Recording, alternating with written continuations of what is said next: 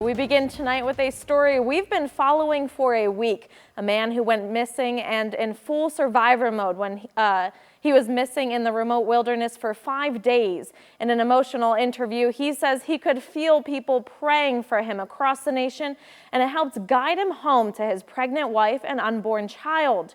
The 25-year-old ate bugs, trudged through the terrain, and in the end is finally back home with his family. MTN's Lauren Heiser has a story. I really hope the takeaway isn't that I've done this amazing thing. I was very gifted, blessed, protected. As much as a lot of things went wrong, there were a lot of key things that went right. On Friday, August 16th, 25-year-old Caden Laga stumbled into a search and rescue camp after 5 days of being lost in the remote Idaho wilderness.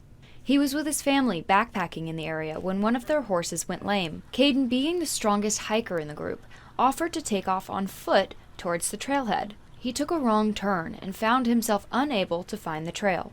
He survived, he says, by drinking water from nearby streams and eating berries and crickets.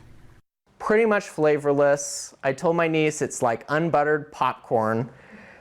Though he's in good spirits now, there were moments he feared he may never get the chance to see his wife again, or to hold his unborn son. One night near the beginning of his 5 days, it was so cold that he feared he would die in his sleep. He took out his phone and wrote a message to his wife. I just wrote it to Arden and I just said, in case I don't make it out of here, I love you, I've loved my life with you, and I'm so sorry I left you to be a single mom.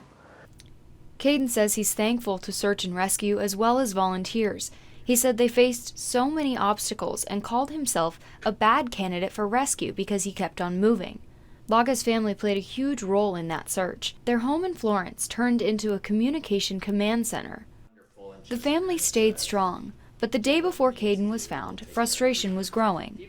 I went upstairs, had a very, very frank conversation with God. I said, I need my husband now.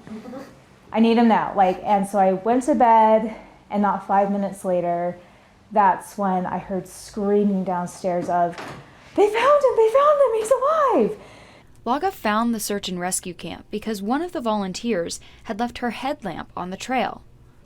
The day after he was found, he was reunited with his family.